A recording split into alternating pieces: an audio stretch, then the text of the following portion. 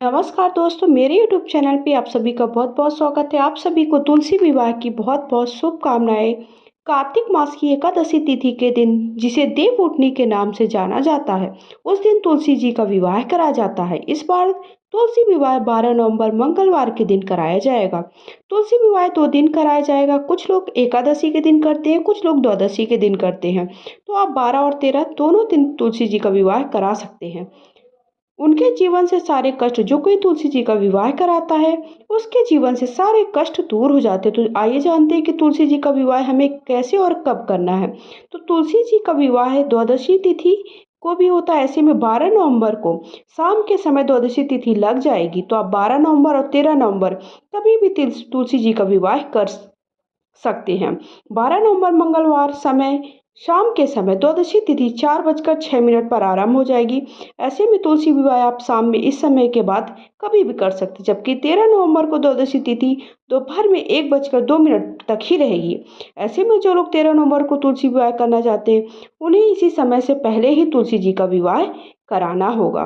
तो तुलसी जी का विवाह हमें कैसे कराना है, संपूर्ण विधि चलिए हम जान लेते हैं।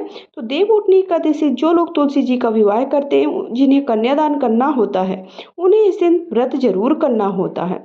इसके बाद शालिग्राम की तरफ से पुरुष वर्ग और तुलसी माता की तरफ से महिलाओं को इकट्ठा करना होता है। शाम के समय दोनों पक्ष तैयार होकर के विवाह के लिए एकत्रित हो जाए। घर के आंगन में चौक सजा लीजिए, तुलसी मैया का गमला रख लीजिए। इस तरह से चौकी रख लीजिए। चौकी पर अगर आप शालिग्राम से विवाह करा रहे हैं तो शालिग्राम रख लीजिए।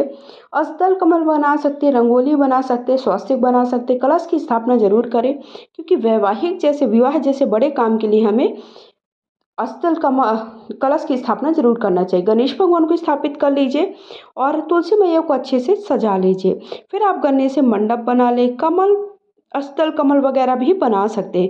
फिर आप कलश की स्थापना जरूर करें। कलश में कुछ बूंद गंगा जल मिलाएं, आम के 5 पत्ते रखें, नारियल आप या फिर किसी भी पूर्ण पात्र में अक्षत वगैरह भी रख सकते हैं। क्योंकि आप एकादशी के दिन अगर विवाह कराएं तो अक्षत का प्रयोग ना करें, कोई और अनाज रख लें।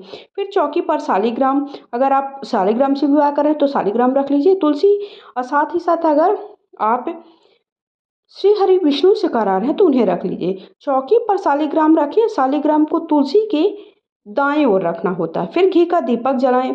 ओम श्री तुलसाय नमः इस मंत्र का जाप करते हुए गंगा जल छिड़क करके उसके बाद दूध और चंदन से तुलसी मैया को रोली लगाएं। पूजन सामग्री में फूल वगैरह समर्पित करें। सबसे पहले हम गणेश भगवान का पूजन कर देंगे, उसके बाद हम श्री हरि विष्णु और तुलसी मैया का पूजन कर देंगे। आज इसमें सबसे पहले गंगा जल से स्नान करा दीजिए, हल्दी कुमकुम लगा दीजिए और साथ ही साथ तिल समर्पित कर दीजिए, फूल समर्पित कर दिए, वस्त्र के भाव से कलावा चढ़ा दीजिए और जनेऊ चढ़ा दीजिए। फिर तुलसी जी की 7 बार परिक्रमा अवश्य करें। बाकी लोग सभी मंगल गीत गा सकते हैं और साथ ही सभी महिलाओं को बुला सकते हैं। जो भी उन्हें भोग प्रसाद चढ़ाएं, भोग प्रसाद में तुलसी दल जरूर चढ़ाएं। और साथ ही साथ बात का ध्यान रखें, आप खीर पूड़ी का भी भोग लगा सकते हैं।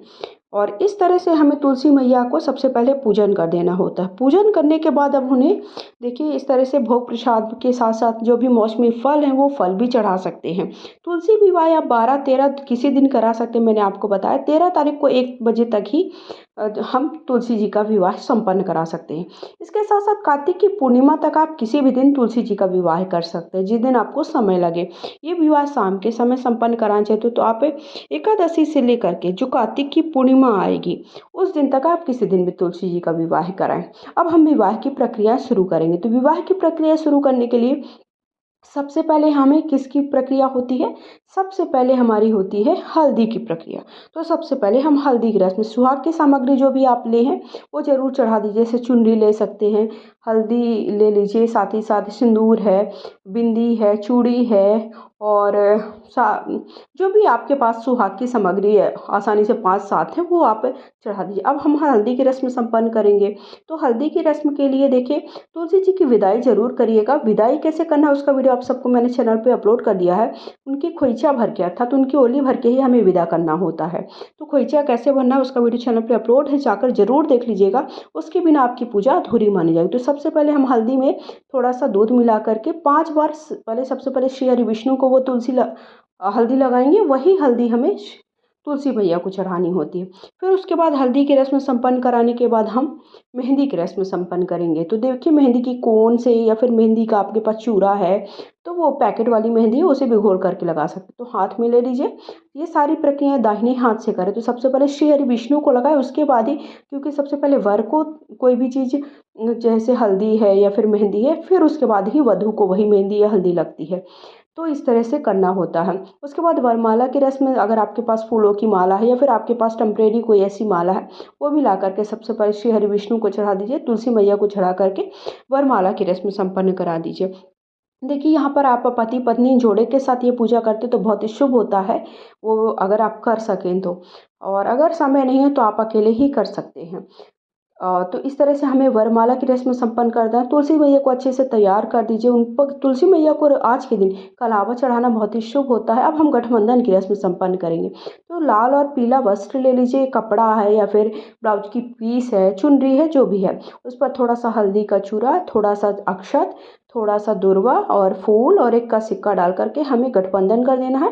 लाल तरफ है जो चुनरी का लाल वाला भाग है वो तुलसी मैया की तरफ कर दीजिए, और जो पीला भाग है वो श्री हरि विष्णु की तरफ कर दीजिए। यहीं पर अगर आप शालिग्राम से उनका विवाह करा रहे हैं तो यही सारी प्रक्रिया हमें शालिग्राम के साथ संपन्न कराना है। फिर उसके बाद हम क्या करेंगे, एक का सिक्का ले लेंगे। अब मांग भरने की रस्म करेंगे। तो मांग भरने के लिए सिंदूर ले लेंगे और एक के सिक्के से हम मांग भरेंगे, जैसे कि अपने यहाँ होता है। तो सबसे पहले श्री हरि विष्णु को स्पर्श करा दीजिए, 7 बार हमें तुलसी मैया को वो मांग भर देना है। फिर आप इस लास्ट में सुहाग जरूर लीजिएगा तुलसी मैया से, साथ ही साथ उनसे हमें भेंट जरूर करनी होती है और परिक्रमा करना, 7 परिक्रमा जरूर करें। उसके बाद अब हम देखिए कन्यादान की, अब हमें फेरे की रस्म, अगर आप अकेले देखिए पूजा कर रहे हैं तो उठाना तुलसी मैया को भी और श्री हरि विष्णु को पॉसिबल नहीं है। तो अगर आप दोनों पति पत्नी जोड़े में कर सकते हैं, तो कर रहे हैं, तो एक तुलसी मैया को उठा लेंगे और श्री हरि विष्णु को उठा लेंगे और 7 बार फेरे करा सकते हैं। लेकिन अगर आप अकेले खुद से कर रहे हैं तो आप इस तरह से सांकेतिक जो फेरे की रस्म करा लीजिए। तो आप क्या करेंगे कि नारियल को 7 बार घुमा देंगे, या फिर एक का सिक्का, थोड़ा सा अक्षत और पुष्प लेकर के भी इस तरह से सांकेतिक रूप में हम फेरों की रस्म संपन्न करा देंगे। अब हम क्या करेंगे, कन्यादान की रस्म करेंगे। तो कन्यादान में क्या होता है कि हम अपनी बेटी को जो भी सुहाग की सामग्री है वो देते हैं, जैसे कि साड़ी है, चूड़ी है, बिंदी है, आलता है, मेहंदी है, तो वो चीज़ें ज़रूर दें। उसमें कुछ रक्षा भी रख सकते हैं, एक नारियल रख दीजिए। इसी प्रकार हम वर को भी देते हैं।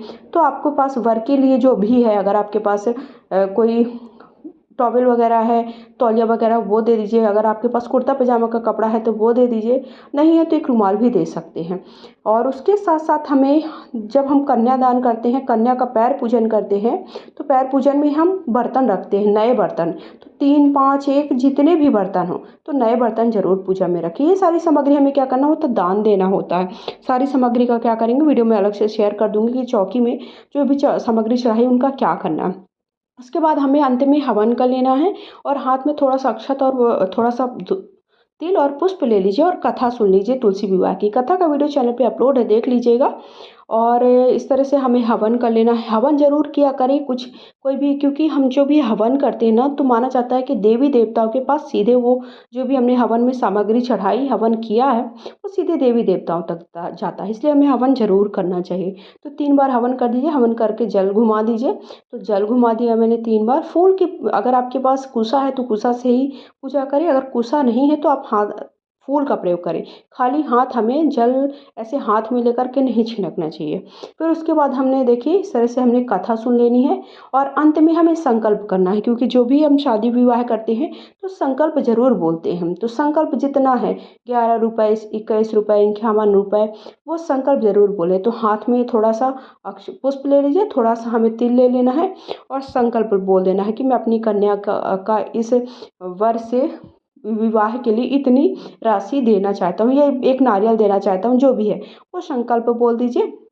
और संकल्प बोलने के बाद ये हमें ब्राह्मण को दे देना होता है। जो भी हम संकल्प की में जो भी पैसा रखे हैं वो हमें किसी ब्राह्मण को दे देना होता है। तो आप यहाँ पर और भी चीज़ें, कुर्ता पजामा का कपड़ा वगैरह भी दे सकते हैं अगर आपके पास सामर्थ्य। अंत में धूप दीप से आरती कर लीजिए। आप चाहें तो धूप दीप की जगह आप दीपक से भी आरती कर सकते हैं। आज के दिन कम से कम 11 दीपक जरूर जलाएं एकादशी के दिन।